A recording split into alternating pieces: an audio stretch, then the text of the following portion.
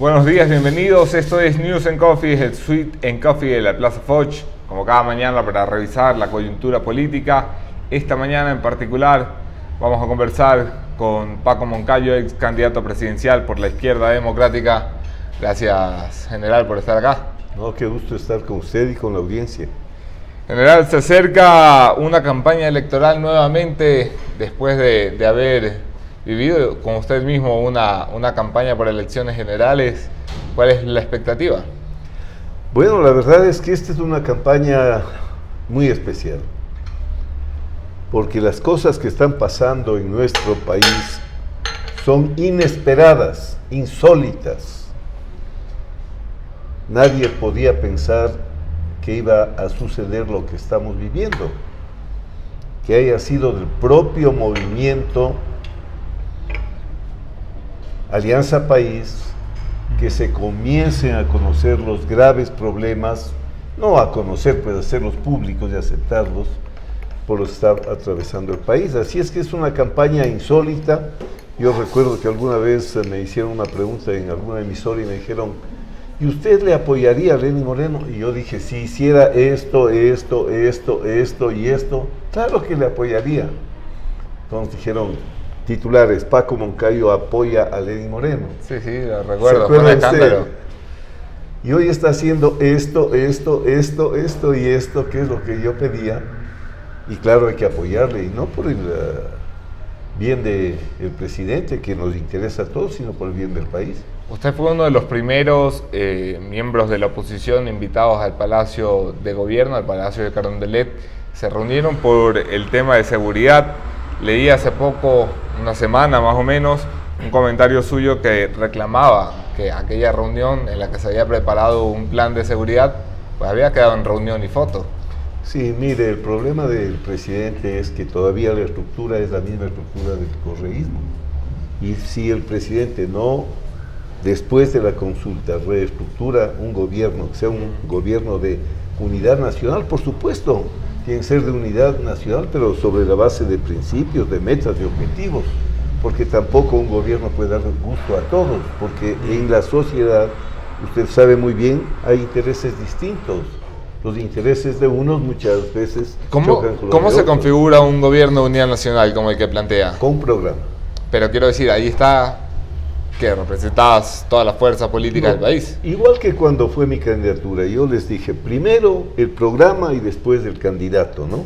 Igual ahora debe haber un programa de salvación nacional, porque la situación del país es absolutamente crítica, y entonces se desarrolla estructuralmente el apoyo al programa, colocando a las personas que mejor puedan aportar al logro de los objetivos nacionales, que alguna vez los ecuatorianos deberíamos comenzar a pensar en ellos, y no solo en los pequeñitos objetivos de mi grupito, de mi corporación, de mi partidito, de mi camarita. Por eso es que el país no avanza. Deberíamos tener por lo menos claros algunos objetivos en los que todos estemos de acuerdo. Si no hay claridad en un programa, si no hay proyecto nacional, no puede haber gobierno de unidad nacional. Se viene un momento traumático para este país. Por primera vez con la actual legislación, la Corte Constitucional deberá definir la pertinencia o no de declarar el abandono del cargo del vicepresidente de la República. Por primera vez el presidente podrá hacer uso del envío de la terna a la Asamblea Nacional. ¿Qué espera usted que configure el nuevo perfil de vicepresidente para este gobierno? Bueno, me parece que lo importante es que el vicepresidente o la terna misma sea de la absoluta confianza del presidente Lenín Moreno. Tiene que ser gente con la que pueda hablar. No le podemos imponer a alguien que no sea cercano a él. Tiene que ser una persona que le asegure lealtad, respaldo, soporte, apoyo en etapas duras como las que se nos vienen. ¿Se le ocurre un nombre? ¿O lo comprometo demasiado? No, mire, eso tiene que estar en la cabeza de Lenín Moreno. Él debe tener ya una lista de gente con la que él podría trabajar. Además, a la que él tiene cómo designarle funciones. Asignarle funciones para que le ayude a gobernar. Me parece a mí que lo único que sí todos esperamos es que la persona que coloque sea un paradigma de valores. si es de lo que nos estamos quejando, que ponga a alguien que pueda mostrar sinvergüenza al mundo y al propio país, ¿no? No que pueda mostrarse sinvergüenza. Que no sea un sinvergüenza que está siendo mostrado. Fue usted parlamentario en 2 oportunidades. El papel del Parlamento vuelve a estar sobre la mesa. Son 7 meses desde que tomaran la legislatura dominada por José Serrano, 2 meses después de que se presentara un pedido de juicio político por segunda ocasión en contra del vicepresidente Glass. Acaban esta semana de dar luz verde recién para ese procedimiento. ¿Cree usted que la Asamblea se ha puesto a la altura de las condiciones? No, esa Asamblea no ha estado durante todo el periodo de estos 10 años a la altura de sus responsabilidades. Usted sabe muy bien cómo se armó este tinglado que ha permitido la corrupción, el desorden, el autoritarismo. Usted sabe muy bien, y a eso me refiero de la afirmación suya anterior sobre la Corte Constitucional. Ahí está el corazón de este modelo pernicioso del chavismo. El que tiene el control de la Corte Constitucional controla todo. Claro. Porque el nuevo constitucionalismo, esa es la institución suprema de la estructura jurídica. Ya en el 2011, cuando autorizaron la consulta para que le metan la mano a la justicia, la gente denunció pues cómo esa corte autoprorrogada para ganarse el favor de Correa le dio gusto en todo a Correa. Entonces, cuando yo era asambleísta y caímos todos los de la oposición en una trampa, porque aparentemente estábamos debatiendo una reforma a la ley electoral para que no se use los aparatos del Estado en beneficio de las personas que están en funciones. Esa fue la razón, fue así el proyecto. ¿Cómo vino el proyecto? Vino metida la ley, dejó metido que puede usted, estando en poder, usar todos los medios del poder en beneficio de la autoridad. Temas que nunca fueron discutidos. Yo mismo demandé ante esa Corte Constitucional la inconstitucionalidad de esa ley. ¿Qué pasó? Nada. Pasó que, gracias a esas reformas inconstitucionales, se tomaron la Asamblea que no ha cumplido con sus deberes. Y porque la Asamblea no ha fiscalizado, también es que tenemos estos escándalos de corrupción que hoy vivimos. José Ceballos apunta: la Asamblea no ha legislado, mucho peor, ha fiscalizado. Su función ha sido tapar la corrupción y proteger a los compañeros del partido. Gloria MH asegura: ¿cuáles son las alternativas para el vicepresidente si Lenin no es capaz de conseguir un embajador en Estados Unidos? Bueno, mire, hay errores tremendos que se cometen, pero también yo les digo... ¿Está pagando la novatada del presidente? Yo suscribo lo que dice el primer mensaje, yo suscribo completamente. Pero también les digo, yo no he visto un presidente que como Lenín Moreno asume el poder en condiciones tan deplorables. Con un partido que es del señor Correa, con una Corte Constitucional que es del señor Correa, con una Asamblea que es del señor Correa, con un país quebrado económicamente. Y nosotros de pronto queremos que Lenín Moreno en 5 meses nos haya resuelto una estructura perversa que se montó en 10 años. Yo creo que hay que ser justos también y darle tiempo. Para mi concepto, lo que ha hecho Lenín Moreno ya le pone en la historia, porque él estuvo designado para venir a tapar el correísmo y a proteger al correísmo. Y él ha destapado esta olla de corrupción y de desorden. Álvaro San Martín: ¿aceptaría Paco Moncayo la vicepresidencia si le fuera propuesta? No, yo creo que esa propuesta es hipotética, no tiene... Pero la descarta usted. Es que uno no puede trabajar sobre hipótesis que no son realizables. Imagínese usted, ahí va a haber una disputa interna enorme.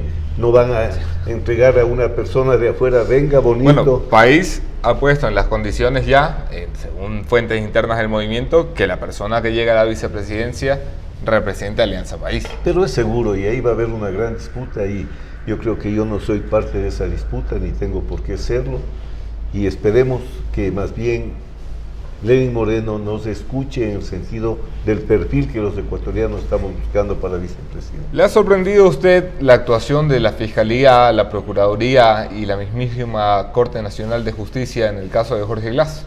Sí, por supuesto me ha sorprendido, porque yo no esperaba del fiscal una actitud seria, severa y además fundamentada en derecho como la que hemos visto. Tenía sospechas por la proximidad que él tenía con el expresidente Correa, por declaraciones infortunadas que hizo al inicio cuando hablaba de que todos están esperando una película de acción y a lo mejor van a ver una novela rosa. Sí. No se olviden de eso. Pero estoy realmente satisfecho de ver cómo se ha comportado ese fiscal.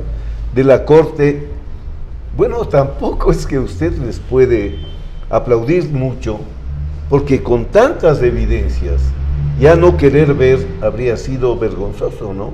Yo creo que han cumplido su deber, que los que cumplimos el deber no merecemos aplauso, pero por lo menos nuestro nombre queda en una posición digna cuando cumplimos ese deber bien. Peter Esteves le pregunta, ¿hacen falta más personas como César Montúfar en la oposición que no solo denuncian ante los medios, sino en las instancias judiciales? Mire, César Montúfar es un paradigma de político, un hombre valiente, un hombre que no se queda como nos hemos quedado los demás en las denuncias.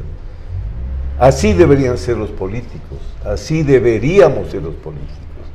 Yo soy muy amigo de él, por supuesto, y ya le he expresado mi afecto, mi respaldo, mi admiración, porque solamente con hechos se combate lo que uno cree causa daño al pueblo ecuatoriano. Van 13 minutos de entrevistas y he recibido 10 veces esta pregunta. Me gustaría hablar de eso al final, pero bueno, ¿va a ser usted candidato a alcalde de Quito?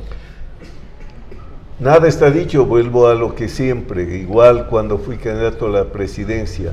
Primero el programa, primero el equipo, después el candidato. Para mí, lo ideal es que yo no sea el candidato. Quiteños, quiteñas, que ha de ser que tengamos que volver al pasado cuando en Quito está, a mi juicio, el mejor capital social del país.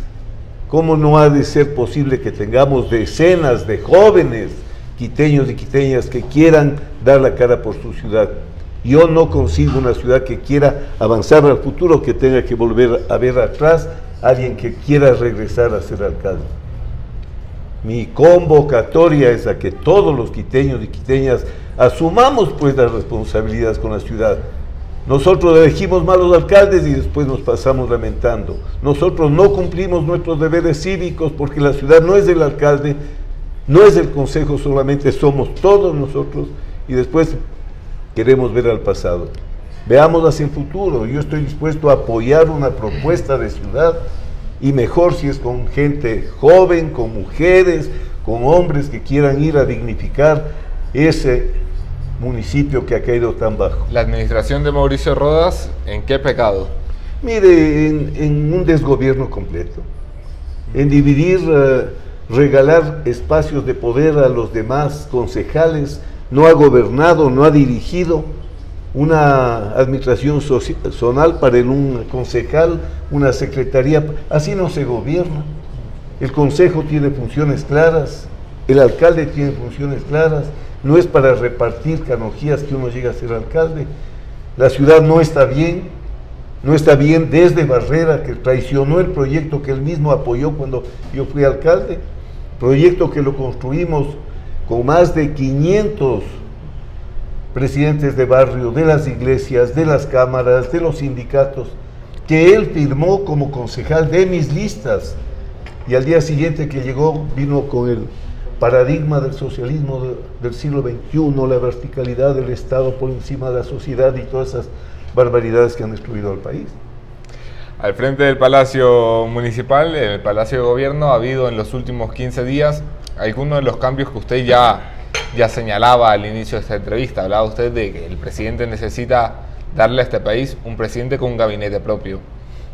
Parece que los movimientos que han habido en estos 15 días apuntan hacia allá.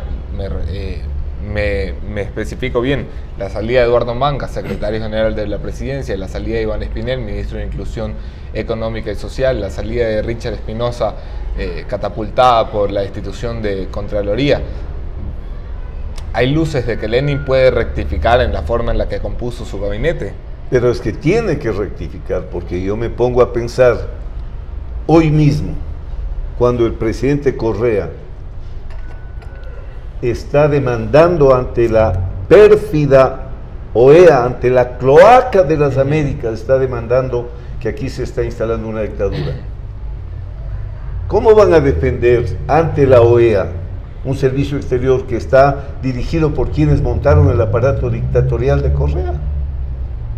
Lenín Moreno tiene que zafar amarras para poder gobernar con libertad. La canciller Espinosa debe despecharse también.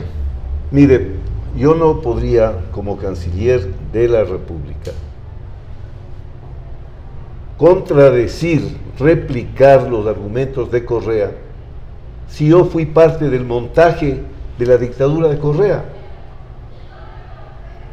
Y no podría decir que es un cinismo, una actitud insólita, que hoy Patiño esté reclamando democracia en el Ecuador después de haber sido el gran capitoste de la dictadura. Que más se tiene que sentir Patiño ahora de ser un vendepatria, ¿no? Así pues, vendepatrias. Mire, ya no hay límite para el cinismo. Ya nos han acostumbrado a eso desde hace mucho tiempo. Pero por lo mismo, el Ecuador tiene que recuperar sus valores. Hemos tenido 10 años de una actitud pasiva y responsable que no se ha visto, especialmente en el pueblo de Quito, nunca antes jamás.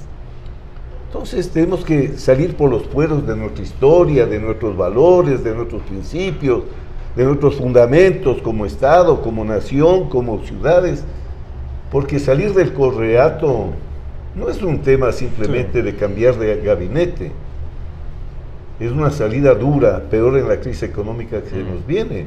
Y por eso, insisto, no le pidamos a Lenín Moreno en 5 meses que haga un milagro, porque ya es casi un milagro, es providencial, viendo lo que pasa en Nicaragua, donde la familia Ortega ha reemplazado a la familia Somoza, se han adueñado ese país, donde, como en Venezuela, todo el mundo se queja del gobierno y gana todas las elecciones. Claro que sí. Como en Bolivia, donde 2 consultas le dicen no a Evo Morales, pero la Corte Constitucional le dice sí. Le dice que la Constitución boliviana es inconstitucional, que primero está la Declaración de los Derechos.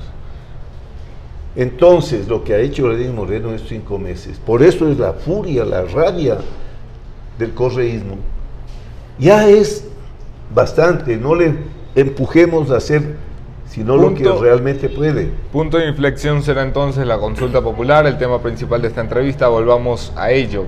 La pregunta 3 establece el reemplazo del Consejo de Participación Ciudadana con la venia de los votos del pueblo de este país, y ese reemplazo tiene un Consejo de Participación Ciudadana de Transición designado directamente por el presidente Lenín Moreno. ¿Está usted de acuerdo con darle un cheque en blanco al presidente? No, yo creo que en la trama esta, vengo denunciando esto de hace mucho tiempo, por mi propia formación, por mis propios estudios, que el modelo chavista, correísta, es un modelo similar al que aplicó en Alemania Hitler. O sea, es un modelo que usa de los aparatos de la democracia para llegar al poder. Así hizo Hitler. Sí, evidentemente. Y una vez que llega al poder, se apodera del Estado y destruye las bases democráticas que usó para llegar al poder. ¿Es o no evidente lo que hemos visto? Entonces, el punto de inflexión, como usted bien plantea, hay 2 puntos fundamentales que nos ha tocado vivir. Uno es la sentencia que se ha dictado, que contradice el plan de impunidad que montó el correísmo. Sí, era inimaginable además hace 6 meses. Así es. Otro va a ser la consulta. Por eso es que es importante ganar abrumadoramente la consulta, para que el presidente Lenín Moreno pueda abrir opciones de un gobierno que recupere la democracia. Vamos a la pregunta puntual. El Consejo de Participación Ciudadana de Transición, nombrado por una sola persona de este país, que puede destituir a todas las autoridades de control o removerlas o perdonarlas y dejarlas, ¿no le parece mucho poder en manos de Lenín Moreno? A mí me parece mucho poder que tuvo en manos de Correa, porque ese consejo es el que calificaba con 100 sobre 100 a todos los que por orden de Correa, ese sí se va a jugar por la revolución. Ese era el argumento. Nada nos garantiza que no pase lo mismo. Entonces, ahí viene mi propuesta, y ya la hice hace varios días. El presidente Moreno tiene que consultar a la sociedad, que cada provincia envíe de las 24 un representante, porque en las provincias nos conocemos, una persona intachable que tenga una vida que lo garantice como alguien que represente realmente independencia, autoridad, sobriedad, seriedad. Y de esos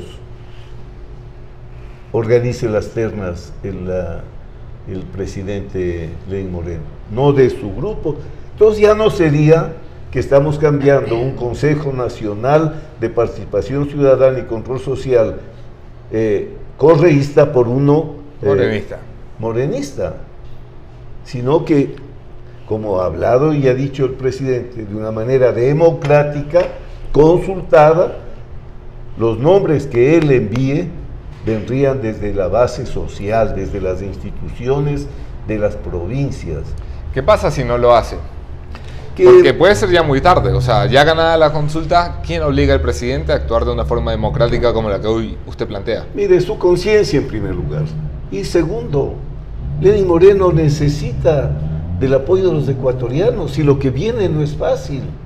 Este país no tiene dónde sacar 10.000 millones de dólares cada año para cubrir los déficits que tiene que satisfacer para el presupuesto. Él necesita el apoyo de la gente. Lenín Moreno tiene que entender que está en una posición, él lo entiende, tan delicada, que no puede defraudar a la gente. Ya cuando a Espinel se le acusa de lo que fue acusado, cuando a Richard Espinosa se le acusa de lo que fue acusado, y se demora nomás en tomar las decisiones, la gente comienza a hablar de tongo. Lenín Moreno tiene que gobernar con una enorme transparencia. No puede darse el lujo de medias tintas o de actitudes controversiales. En este aspecto es que debe moverse por una línea clara, abierta, que no deje lugar a la sospecha, a la idea de que aquí hay un gran tongo que se ha diseñado de una manera muy sofisticada. La otra pregunta importante de la consulta, bueno, o prioritaria, porque importantes sean todas, pero estas son las prioritarias de verdad y las que le dan vida a la misma consulta, es la pregunta 2, la reelección indefinida. Me imagino que su postura estará a favor del sí eminentemente. Cuando yo terminé mi segundo periodo en la alcaldía, podía haber intentado un tercer periodo y con muchas opciones de ganar. ¿Qué dije entonces? Yo soy demócrata, creo en la alternancia. No tiene nadie por qué perpetuarse en las funciones. Y le voy a decir, y lo digo con toda claridad, por supuesto que yo admiré a Fidel Castro, un hombre que ganó una guerra en contra de un gobierno y un ejército corruptos. Pero yo le digo, ¿le puede atribuir eso a usted el derecho a quedarse toda la vida? O sea, el líder insuperable, el Mesías intachable.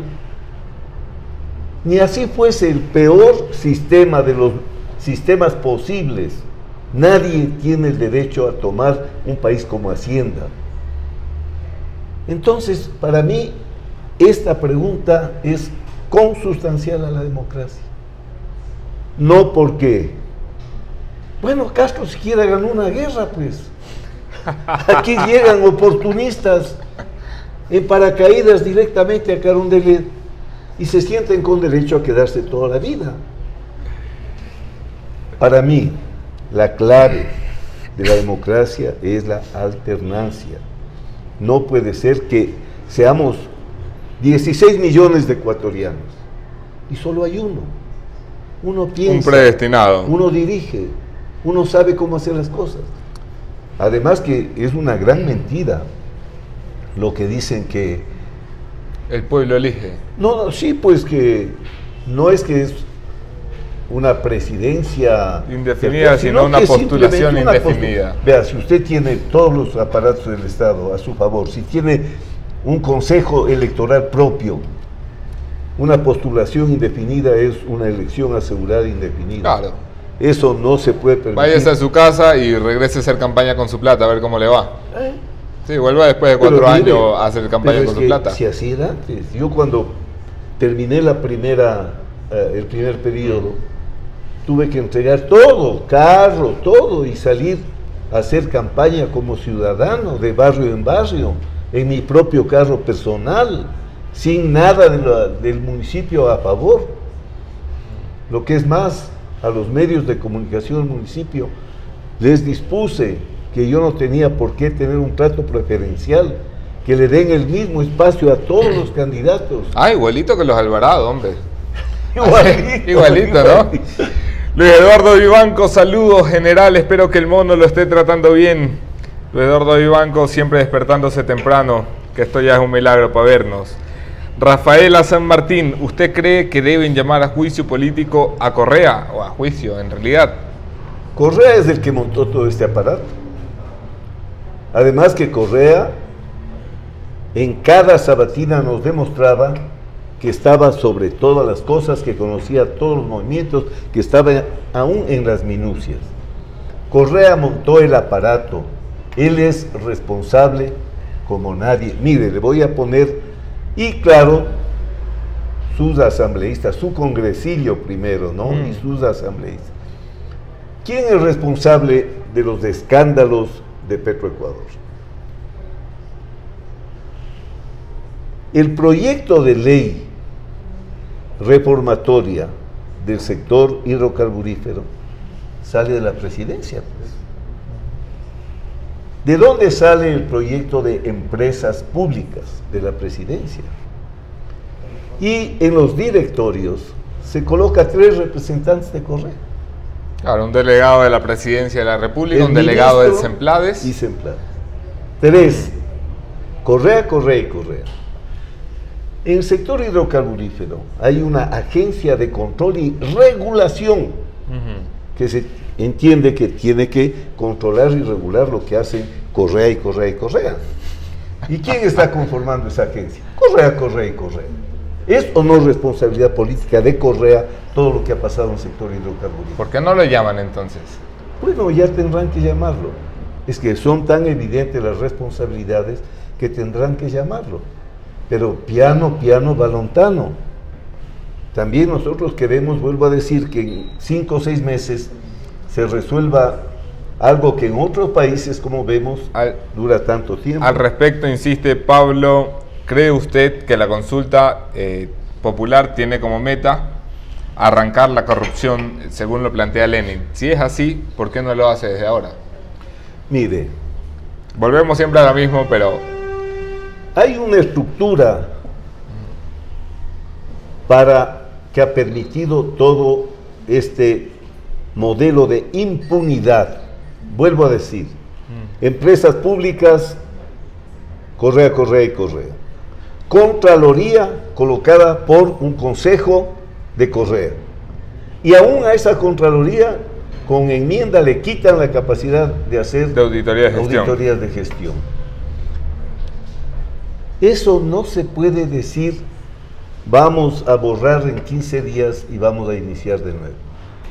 La campaña de anticorrupción, además, le digo, nosotros creamos en la alcaldía la Comisión Cívica Anticorrupción, presidida por el periodista Espinosa.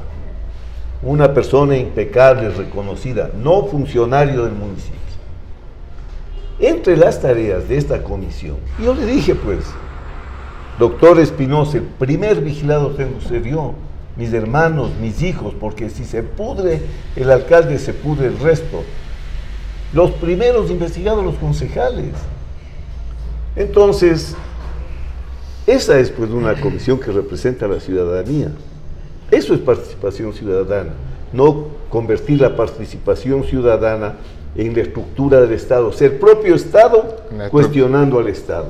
Este es un proceso. Yo creo que debemos tener paciencia, pero no tolerancia con Lenín Moreno. Esto debe quedar bien claro. Paciencia, sí. Tolerancia, no. ¿Paciencia hasta cuándo? La paciencia se entiende que es racional. Dar el tiempo suficiente para que los hechos se ¿Cuál es ese tiempo suficiente? ¿El año de gobierno? ¿Los 2 años de gobierno? Para mí, créame, que Lenín Moreno va a tener 4 años de transición.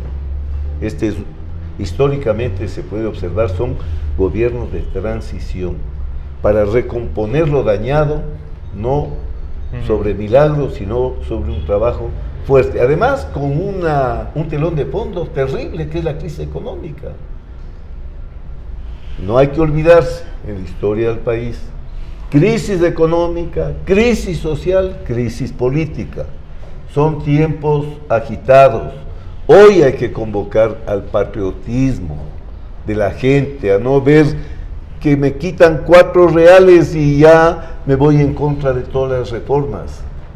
Gente que ha ganado tanto en el correísmo que ahora cuando le piden que aporte con 20 centavos, quisiera volver al correísmo. Los sectores empresariales se han dicho traicionados por el proceso de diálogo con Lenín Moreno después de ver la ley de reactivación económica ya vetada por el Ejecutivo, que está en camino.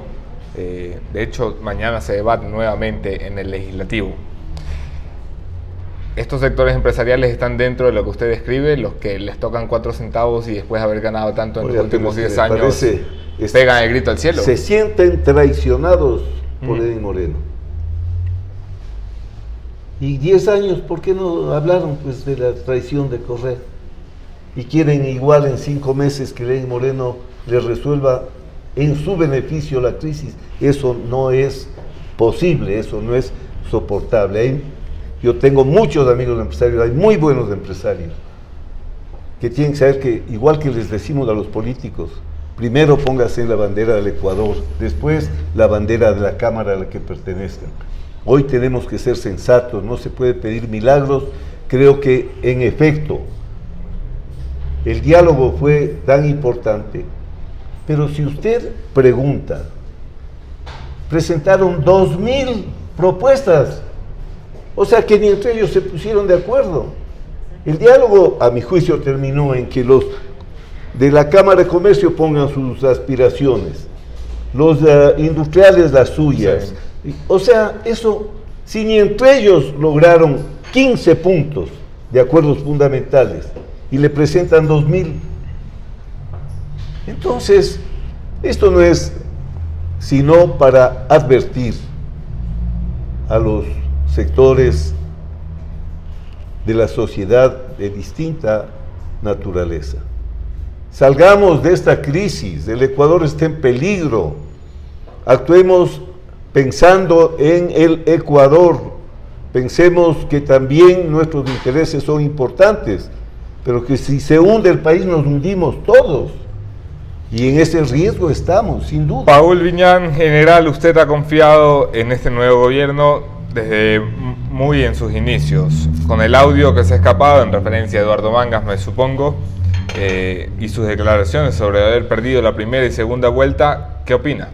Opino que el tema de Mangas hay que entenderlo de esta manera. No estoy de abogado de nadie, pero yo entiendo las cosas. Cuando hay una transición de gobierno, inclusive cuando hay una transición entre partidos diferentes, hay negociaciones para racionalizar la transición. mucho menos a alguien se le podía ocurrir que una transición de gran jefe que le dejaba encargando, Lenin, ahí te quedas a que te estalle a ti la crisis económica, a proteger a nuestros compañeros por lealtad. Entonces, en esa negociación hasta es entendible pues que hayan tomado acuerdos de cómo iban a desarrollarse los primeros meses. Sobre el tema del fraude, hay que oír bien, yo sí le he puesto toda la atención. Lo que dice no es que hubo un fraude, dice, nos dijeron que teníamos una ventaja de 10 y pico, y total en la realidad cuando llegamos íbamos a perder la primera vuelta, no dice perdimos, y habríamos perdido las... Sí, o sea, lo que estaba Mangas diciendo, yo fui... Vale, pero saliendo del tema del fraude, yo creo que ya es un tema superado a estas alturas del partido. Y llegando, por ejemplo, a declaraciones como la de conocíamos la validez y la veracidad de las denuncias de corrupción de la Comisión Nacional Cívica Anticorrupción, por eso les creamos la pantomima del Frente de Lucha Anticorrupción. ¿No le preocupa que un gobierno que prometa una cirugía mayor a la corrupción empiece así, engañando? Yo creo que empezaron cumpliendo el plan de transición, dentro del propio partido correísta, partido vertical, con todas las funciones en manos de Correa. Sin embargo, no veamos el medio vaso, veamos el medio vaso vacío, ¿no? Veamos el medio vaso lleno. Si es que Lenín Moreno no denuncia la corrupción, a pesar de los acuerdos que son evidentes, él denuncia la corrupción, pues. Él denuncia la ineficiencia, la inoperancia de los proyectos, especialmente de los emblemáticos. ¿Quién denunció? El propio Lenín Moreno. O sea, podríamos decir en el peor de los casos, sí, el rato de recibir y entregar, en el proceso de entrega-recepción, sí asumió esos compromisos. Pero en la práctica, lo que ha hecho él es decir que su lealtad es con la patria, no con el presidente, el expresidente. Lo que ha hecho Lenín Moreno es decir que no hay tal mesa servida, que hay una crisis aguda. Lo que ha hecho... Claro, tomado el camino difícil. Eso es. Entonces, no juzguemos por lo que dijo Mangas, juzguemos por lo que ha hecho Lenín Moreno.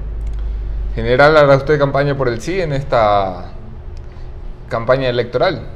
El 2011 hice una campaña por el no y anduve por todas partes, y como yo no soy afiliado pues no a la izquierda democrática, no sé, sí, con mis escasos recursos, porque creo que ese es un aporte que uno tiene que hacer con su país, voy a hacer una campaña a muerte por el sí, porque hay que descorreizarle a este país, y cada ecuatoriano debe dar de sí mismo lo que esté a su alcance, y lo va a hacer más y con más entusiasmo si es que entiende la dimensión de la crisis y del riesgo que nos estamos salvando gracias a que Lenín Moreno no cumplió el papel que le había adjudicado el correísmo. Oiga, y ya que tocamos a la izquierda democrática, ¿levanta vuelo o no levanta vuelo ese partido?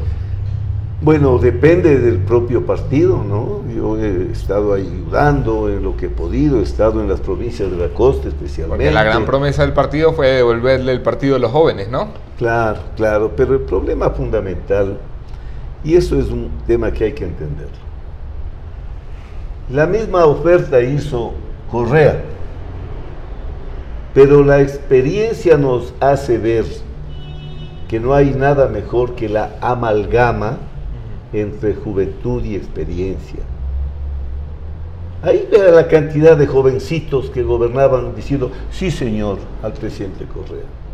No era porque eran jovencitos, era porque eran escogidos así. En la alcaldía yo hice un equilibrio justo, porque hay que irle dando chances a los jóvenes de que vayan, pero usted no puede decir todos los demás se fueron y vamos a poner así, no. los cambios generacionales no son mecánicos, son dialécticos. Última pregunta general, que ya entramos en la recta final de la entrevista. Si Moreno no gana con una mayoría abrumadora en la consulta popular como se esperaba cuando fue propuesta, ¿habrá sido un fracaso?